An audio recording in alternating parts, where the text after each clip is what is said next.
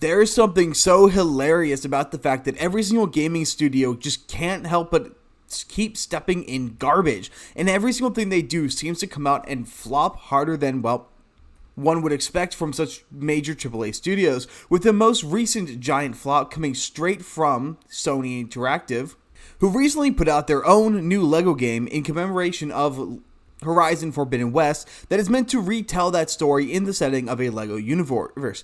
However, it would seem that that game is not doing too well, as its opening player count is lower than that of Concord on Steam. Now, I'm personally a pretty avid fan of the LEGO games, with this one, the one being my background, being my all-time favorite of the LEGO games, LEGO Battles, of which I just happen to have right here for the Nintendo DS, as well as LEGO Batman for the DS, and I've also owned LEGO Indiana Jones, though I don't know if I still have that, and a few others, as well as having them all on Steam, which I play on my Steam Deck. Now, for those of you who have been watching me for a while, you might be asking, Arza, is this channel just a way for you to show off all your old stuff?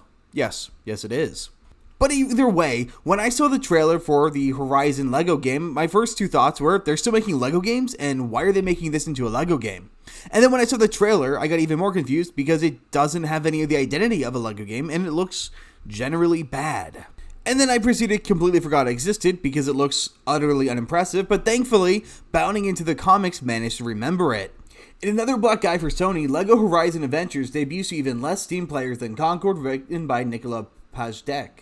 Believe it or not, Concord is no longer Sony's least played game of the year, at least on Steam, let's be very clear about that, as despite having both an established IP and one of the world's biggest toy brands attached to its name, the game actually managed to underperform the now shuttered hero shooter. Now, if you remember, Concord's all-time peak was 697, that was achieved 3 months ago, and the game's been shut down since September.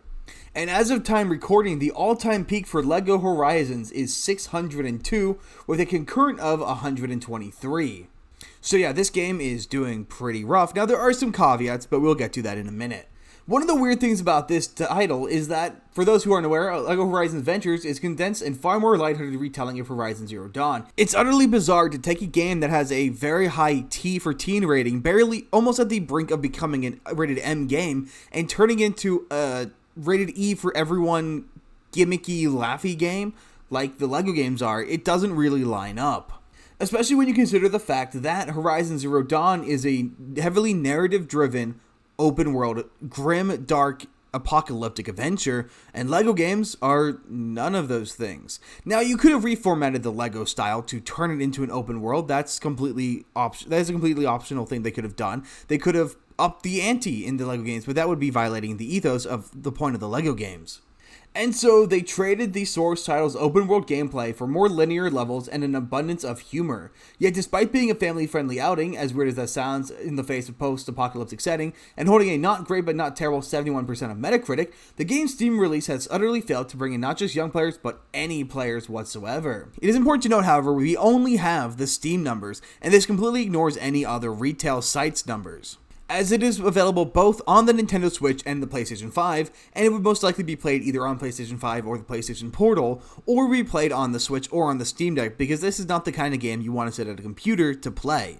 Similarly, I don't play any of the LEGO games on my computer. For one, a lot of LEGO games don't work on a default computer's aspect ratio, and you need to install a third party to be able to run them on your aspect ratio. Though I would expect this game to not have that problem because it is a newer game. The ones that had that problem were the old LEGO Batman titles.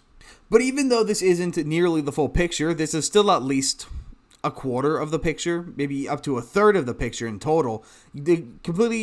Regardless of the fact that the majority of the players aren't playing on this still is a good indication of where the players are at, or more accurately, where all the players aren't being on this game. And while that is a valid criticism to make, it's still important to point out how other LEGO games have been doing on this platform. As the LEGO Brick Tales Mass 736 all-time, LEGO 2K Drive 1036, LEGO Ninjago Movie Video Game 5433. But the most damning game in reference to this game might very well be the LEGO Harry Potter Collection, with an all-time peak of 620, being 18 more than Horizons, and 3 more players concurrent than LEGO Horizons. Now, the reason why this is so damning is LEGO Harry Potter Collections, despite being based on a 15-year-old game, did just come out on Steam, and this is a bundle of 2 games, not just one. At the same time, this game was $40. making that it's actually a whole lot more enjoyable when you compare that to the cost of LEGO Horizon Zero Dawn. Well, Bounty in the Comics, thankfully, does a dutiful service and supplies us with that number. And it is a disastrous $60. I wouldn't pay $60 for any LEGO game.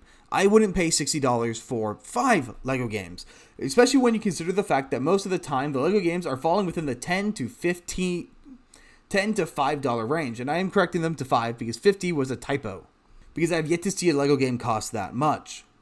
Even the LEGO Harry Potter game, despite the fact that it costs $40 at launch, if you happen to own both of the other LEGO games beforehand, this is a remaster of those, it only costs $20. You got 50% off.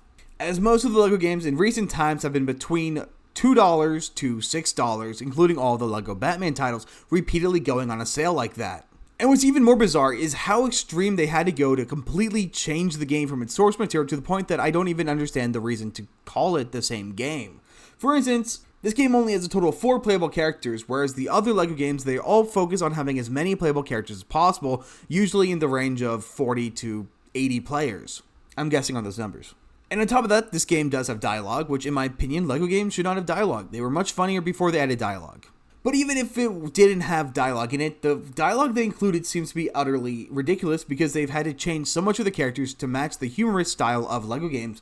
For instance, changing Aloy to obsess over pickle sandwiches.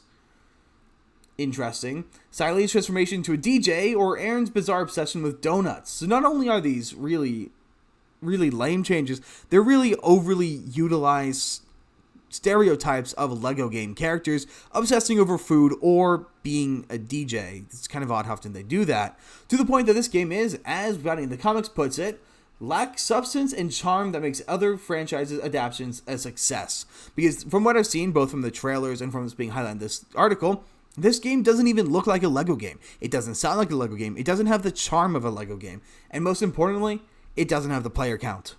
But of course, the fact that this game looks boring and uninspired isn't the end of it all. The bigger problem is the fact that Sony is still refusing to give up on their PSN demands, requiring that all people who play this game must get a PlayStation Network account, and also barring sales of this game in more than 160 countries. And I don't really know why they keep trying to bottleneck their success when they have had non-stop losses this year. The only successful title they released this year was Helldivers 2, which lost a ton of player base and a ton of fan commitment when they made the PSN requirements, and they still haven't restored playing access to those regions, which ultimately must have reduced the amount of money that game was making by huge swaths because they ended up reverting the PSN mandates. But they also had failures with Concord, Astrobot, Until Dawn, and most importantly, their PC port of God of War Ragnarok. And I find it very interesting that Astrobot is marked as a failure because, well, it did receive critical success and everything I heard about it was really good. It does apparently seem that the game barely managed to sell 1 million copies, which means it likely did not recoup its production cost.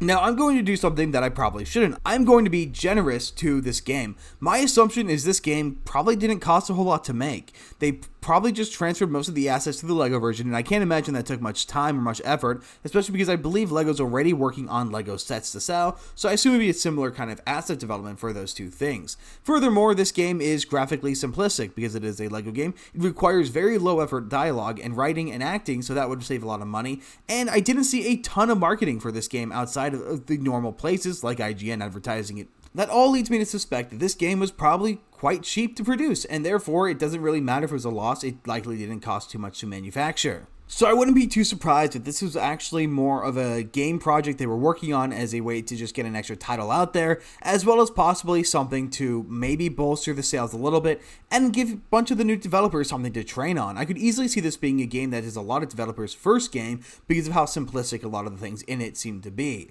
And so I will not be buying this game unless it goes to like $5, but that's just my opinion. Let me know what you guys think about this new LEGO game, and I will see you guys on the next one.